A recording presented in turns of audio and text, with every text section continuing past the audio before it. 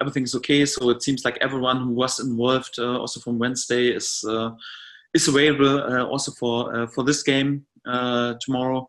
So all in all, good news. Also some progress with the players who were not available. Jordan Hugill is back in full team training since Tuesday, so that means he had 2 full training sessions together with us on Tuesday, and Wednesday we were obviously away, and also yesterday. So also good news after he was out for 3.5 or nearly 4 weeks. Right now, since 2 days back in team training. Also, Marco Stiepermann currently right now at this moment he's on the pitch and playing for the under-20 team. So it seems like he's pretty close also to return back to our group. It's a bit like his final steps, also to see how his body can handle the load of team training. He was together with the under-23 in the last days, and also the load of a game. So if this fits, and I also hope that I have him back in team training also at any point during next week. So all in all, some good news, and for that, we're in a good shape.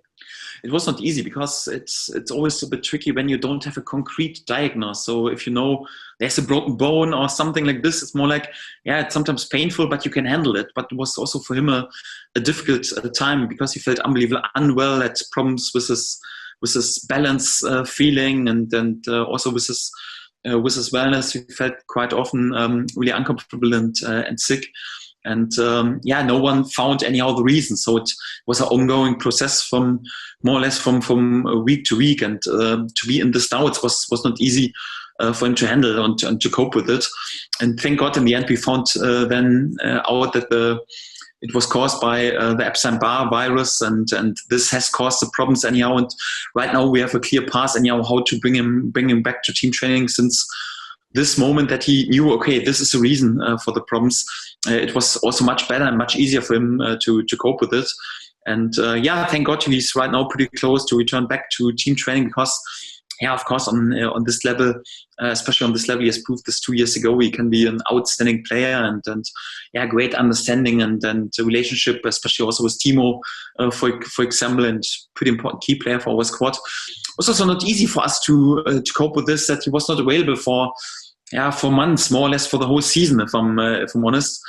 For that, I'm pretty pleased that he's right now pretty close also to return back to team training and to be available. And thank God this really difficult period for him seems to be, at least, that it's nearly over. Problem is on this level you have to prove it again all 3 days. So for that, in general, for us, it's important at the moment to have many players available, to have lots of competition on the training pitch, to have also quality then on the training pitch. We had periods when we were struggling, to find a striker, to find a left fullback, to find a goalkeeper, to fill the bench at times, and we still were able to win many points. That was quite good, but I much prefer this situation right now when there is lots of competition, and then you also can deliver with consistent results, and this is what we're doing at the moment. But you also have to keep going and have to prove it also again during the next weeks. I always feel how much it means to him to play against Norwich also in the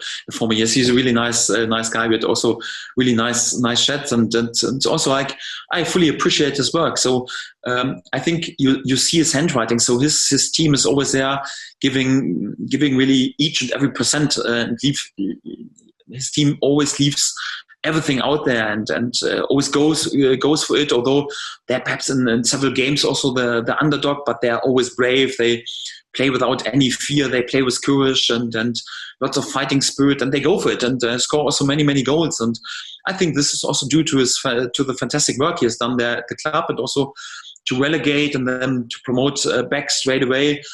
So it's a sign of quality also of a coach to show this consistency in his work, and I really I'm full of respect and just can praise him. I think he's a fantastic guy, nice bloke. Always great to have a chat with him, but also a really good football coach, and for that, I'm full of respect. I spoke already about this, how much I value them, but I also think we shouldn't be too carried away. So I think it's also difficult to compare the statistic, for example, during this season, was the last season on Premier League level. If I'm honest, for my Premier League pair, anyhow, for our centre backs, it was much more difficult to concede the same small amount or little amount of goals like they do right now on Championship level.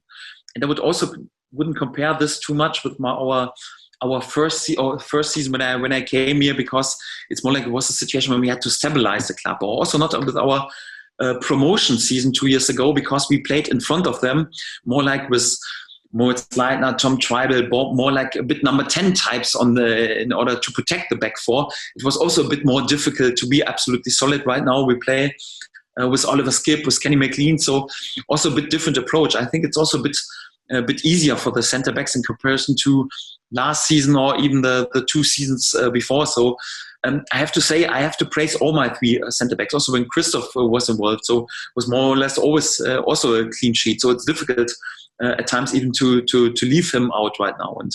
And also I got the feeling Andrew Obama-Midelis is growing more or less from game day to game day. So I'm quite pleased with our whole defensive behavior. I'm quite pleased also with the protection of our back four, and I'm also, of course, absolutely happy what Grant and Ben are doing, but also what Christoph is doing. So I totally trust my defensive players, and I don't want to sing just the hymn of Ben Gibson, Grant Henley. It's more like I want to sing the hymn of all my defensive players, but also the players who protect them, also the whole team, because if we wouldn't work that much anyhow. So when I compare, for example, the workload of Emi Buendia and Todd Cantwell in the last game, how much they work for the team in comparison to some other wingers on this level. We're speaking a lot about their ability in the offense, but I think also once we watch their statistic, how much they work for the team, how much they run for the team, and they invest in terms also of doing the perhaps boring stuff for offensive players. I think this helps also a lot my defensive players to shine, and for that, yes, I'm quite pleased with Grant, quite pleased with Ben, but I have to praise my whole lads and especially our centre backs together also with Christoph and Andrew. Yes, Mario is always strange in the judgments, more or less from the outside world. Whenever I bring him in from the bench, and then he's there with magic moments, and everyone is speaking about the head coach is so stupid. Anyhow, this lad has to start each and every game. He has to be always on the pitch, and when he's then sometimes or quite often in the recent games in the starting lineup, it's more like everyone is criticizing me. No, Mario Vrancic is the best player from the bench, or leave him on the bench. Anyhow, it's always a bit the same with him. Once I'm not playing him, then everyone questions me. How can't he play Mario Vrancic? What has Mario to do in order to start the game? And if I consistently start him, and then there are 1 or 2 games when he doesn't score, then it's more like, is perhaps Farke his father-in-law, or what is there something with Mario Vrancic? So I always judge him quite well. And of course, he's more shining when he's there with one of his magic free kicks, or sometimes also he comes into a game and scores a goal. But also in the last games, I think he played also a major role. And of course, and when Timo or Amy or Todd are on fire, they catch a bit more the eye anyhow. But Mario is also quite important. He was also quite important with, for example, the first assist in the last home game for Todd. He had another situation when he was a great assist for Amy. Also in the last game, he assisted to many good situations. Also, this tactical understanding, his smartness. We can also be pretty flexible once he drops, and then out of a sudden Kenny McLean moves up front, and they can switch a bit their role. So he was also quite important in order to be flexible. And also it's always great because Mario is always competitive and wants to keep going, and also good for the players on the pitch when they know, okay, Mario Vrancic is there, and he can out of a sudden play a magic pass, or can be there with a set piece. He was perhaps not that outstanding in each and every moment in the last games, but still unbelievably important for us as a team, especially in the moments when we controlled the game and controlled possessions. And it was quite often in the 15 or 20 last minutes. He's not the youngest anymore, and he works always a lot and covers lots of distance. And once he's getting a bit more tired, then it was also necessary then to give him a little break and a little rest.